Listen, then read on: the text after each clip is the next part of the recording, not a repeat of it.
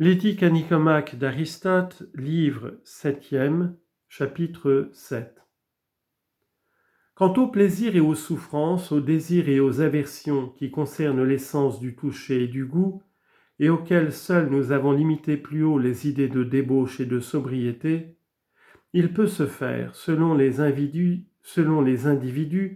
que l'on succombe aux atteintes dont les autres hommes triomphent assez communément, et à l'inverse, que l'on triomphe de celles où la plupart d'entre eux succombent. On est donc à l'égard des plaisirs intempérant dans un cas et tempérant dans l'autre. De même qu'à l'égard des douleurs, l'un est faible et mou, l'autre énergique et patient. Le mode d'être de la plupart des hommes tient le milieu entre ces deux extrêmes, bien qu'il penche en général davantage vers les moins bons côtés. Dans les plaisirs, on peut distinguer, avons-nous dit, ceux qui sont nécessaires et ceux qui ne le sont pas, ou qui du moins ne le sont qu'à un certain point.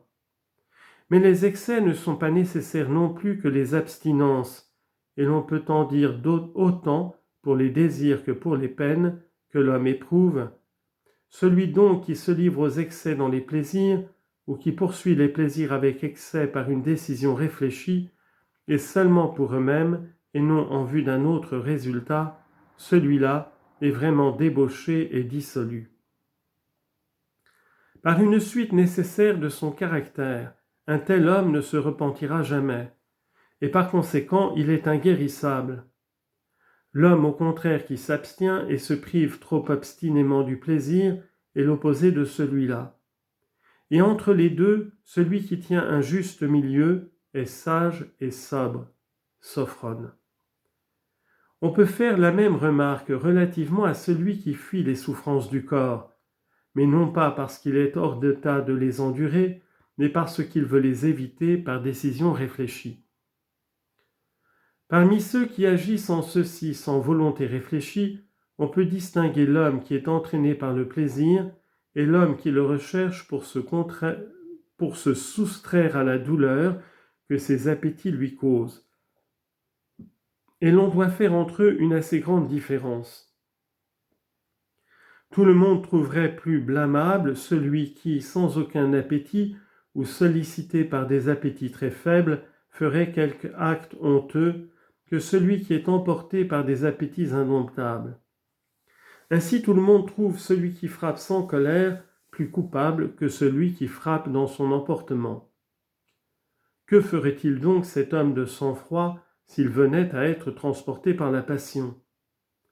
Voilà ce qui fait que le débauché est plus vicieux que l'intempérant, qui ne se domine pas, et dans ces deux vices extrêmes que nous indiquions plus haut, c'est la mollesse que nous signalons d'une part, et de l'autre, c'était la débauche. Si l'homme tempérant est opposé à l'intempérant, l'homme ferme et patient est l'opposé de l'homme faible et mou. La fermeté consiste à résister, et la tempérance consiste à dominer ses passions.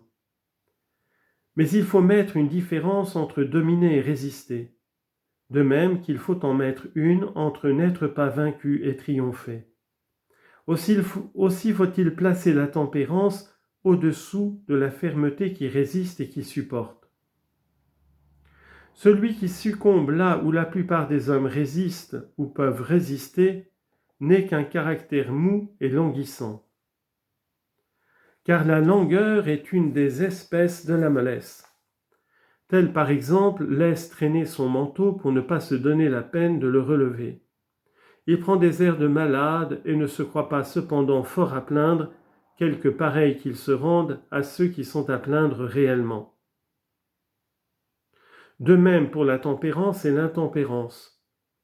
On ne s'étonne pas de voir un homme vaincu, soit par des jouissances excessives, soit par des peines violentes. Au contraire, on est plutôt porté à lui pardonner s'il a résisté d'abord de toutes ses forces, comme le Philoctète de Théodecte, blessé par le serpent, ou comme Cercion dans l'Alopée de Carcinus, ou comme ceux qui, s'efforçant de réprimer un fou rire, éclatent tout à coup à grand bruit, ainsi qu'il advint à Xénophane. Mais quand on se laisse vaincre dans les cas où la plupart des hommes peuvent résister, et qu'on n'est pas capable de soutenir la lutte, on est inexcusable, à moins que cette faiblesse ne tienne à une organisation particulière ou à quelque maladie, comme pour les rois des Scythes, en qui la mollesse était un héritage de famille, ou comme les femmes qui sont naturellement beaucoup plus faibles que les hommes. La passion effrénée des amusements et des jeux pourrait sembler une sorte d'intempérance, mais c'est bien plutôt de la mollesse. Le jeu est un relâchement puisqu'il est un repos, et celui qui aime trop les jeux doit être rangé parmi les hommes qui prennent avec excès le repos et le délassement. Du reste, il peut y avoir deux causes à l'intempérance, l'emportement et la faiblesse. Les uns, après avoir pris une bonne résolution, ne savent pas s'y tenir parce que leur passion les domine, d'autres ne sont entraînés par leur passion que parce qu'ils n'ont pas réfléchi à ce qu'ils font. D'autres encore, comme les gens qui s'étant chatouillés eux-mêmes ne sont plus chatouilleux au contact de leurs camarades, sentent à l'avance et prévoient l'assaut de la passion.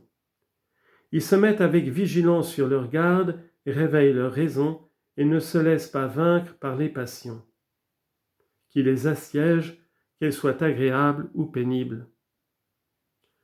En général, ce sont les gens vifs et mélancoliques qui se laissent surtout aller à cette intempérance qu'on peut appeler l'intempérance par emportement.